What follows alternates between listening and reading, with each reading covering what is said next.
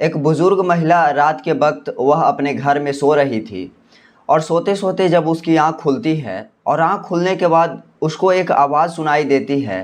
वह आवाज़ चीखने और चिल्लाने की थी। फिर यह बुजुर्ग महिला हैरान हो जाती है कि आखिर घर से चीखने और चिल्लाने की आवाज़ किसकी आ रही है। फिर वह महिला सबसे पहले अपने बेड से उठती है और बेड से उठने के बाद वह कमरे से बाहर निकलती है और देखती है कि जिस कमरे से चीखने और चिल्लाने की आवाज़ आ रही है उस कमरे की ओर बढ़ती है और वहां पहुंचकर उस कमरे की दरवाज़ा खोलती है। तो दरवाज़ा खोलने के बाद वह एक ऐसा दृश्य देखती है जिसे देखकर वह हैरान हो जाती है। कमरे में उसका छोटा बेटा उसके बड़े बेटे के बीवी के साथ गंदी हरकतें कर रहा था और माँ इस बात को काफ़ी दिनों से जानती थी, लेकिन अब जो बर्दाश्त की सीमा था वह पार हो चुका था।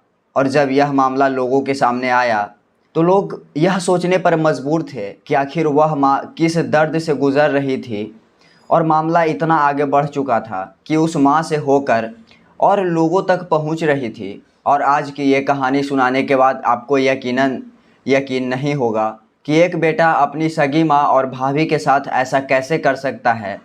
तो चलिए देखते हैं और जानते हैं पूरा मामला। तो वीडियो में बने रहिएगा और वीडियो को पूरा देखिएगा, तभी समझ में आएगा कि आखिर क्या था पूरा मामला। तो नमस्कार दोस्तों, मेरा नाम है मुकुल। आप देख रहे हैं क्राइम हिस्ट्री के एक नए एपिसोड में। दोस्तों, आज की जो यह सच्ची घटना मैं आपको सुनाने जा रहा हूँ वह है उत्तर प्रदेश के एक ज़िला बुलंदशहर के खुर्जा इलाके की एक गाँव से, जहाँ पर 7 जुलाई की तारीख इस गाँव के इस घर में दरअसल एक महिला है और उसके 3 बेटे हैं, जिसमें से उसके जो बड़े बेटे हैं उसकी शादी हो चुकी थी और उसके जो मंझले बेटे हैं और छोटे बेटे हैं उसकी अभी शादी नहीं हुई थी। 7 जुलाई की तारीख थी। उसकी माँ उठती है और वह अपने आंगन में देखती है कि उसके छोटे बेटे का किसी ने हत्या कर दी है, लेकिन जो हत्या की गई थी वह सामान्य तरीके से नहीं थी, बल्कि छोटे बेटे को गला को काटकर हत्या की गई थी। और जिस तरीके से उसके गले पर निशान थी वह वाकई में ऐसा लग रहा था कि मानो किसी ने बरसों की दुश्मनी इस व्यक्ति से, इस लड़के से निकाली है। इस लड़के का नाम शहनवाज होता है, जिसका उम्र लगभग 22 साल होता है। और शहनवाज की माँ जब सुबह उठती है तो देखती है कि उसके छोटे बेटे की हत्या हो चुकी है और यह सब देखने के बाद उसका रो रो कर बुरा हाल हो जाता है। और रोने की आवाज़ सुनकर वहाँ जो उसके परिवार वाले थे वह आ जाते हैं। फिर धीरे धीरे घटना तेजी से आग की तरह गांव में फैल जाती है कि किसी ने 22 वर्षीय लड़के के घर में घुसकर दर्दनाक तरीके से उसकी हत्या कर दी गई है और घर वालों को कुछ पता नहीं चला। हालांकि शक की बात यह थी कि कोई व्यक्ति किसी के घर में कैसे घुस सकता है, हत्या कैसे कर सकता है, और ना ही घर में किसी के घुसने का निशान थे और न ही घर से बाहर जाने का किसी का निशान थे।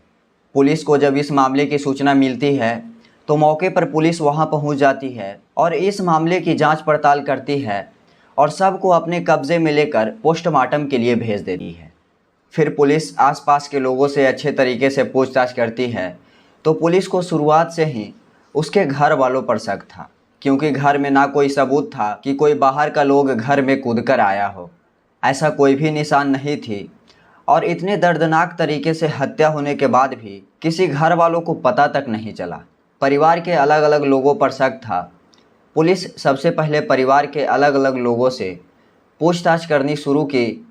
अब सबसे पहले पुलिस ने उसकी माँ की बयान ली, क्योंकि उसकी माँ बुजुर्ग थे तो माँ के बयान बार बार अलग तरीके से बदल रहे थे।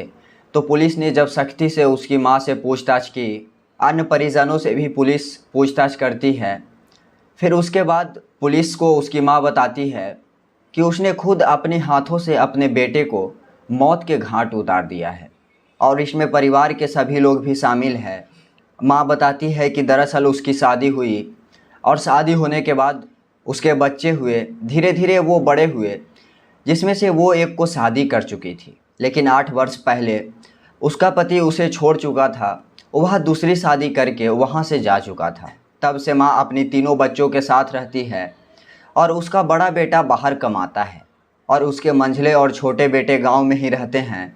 लेकिन जो उसका छोटा बेटा होता है उसको शराब पीने की लत होती है।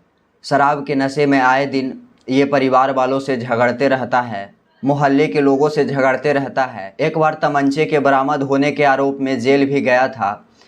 इसके तस्करी में भी नाम आए थे। जब यह चीज़ें बहुत ज़्यादा बढ़ गई थी तो उसकी माँ ने अपने बेटे को घर से बाहर निकाल दिया था। अब उसकी माँ एक बेटे और एक बहू को लेकर उस घर में रहने लगे थे। बड़ा बेटा था जो बाहर कमाता था और जो उसके छोटा बेटा था उन्हें इन्हीं हरकतों की वजह से घर से बाहर निकाल चुके थे। लेकिन उसे नशे की बहुत ज़्यादा लत थी। वह शराब पीकर इधर उधर घूमता रहता था। फिर नशे में वह अपने माँ के साथ गलत काम भी किया करता था। माँ ने कहा कि कई बार मेरे साथ ऐसा करने के बाद मेरा सब्र टूटते जा रहा था। मुझे खुद बहुत ज़्यादा घिन आ रही थी। मैं समाज के डर से चुप थी कि पता नहीं लोग जानेंगे तो मेरे बारे में क्या कहेंगे, मेरे परिवार वालों को किस नज़र से देखेंगे, इसीलिए मैं यह बात किसी को नहीं बताती हूँ।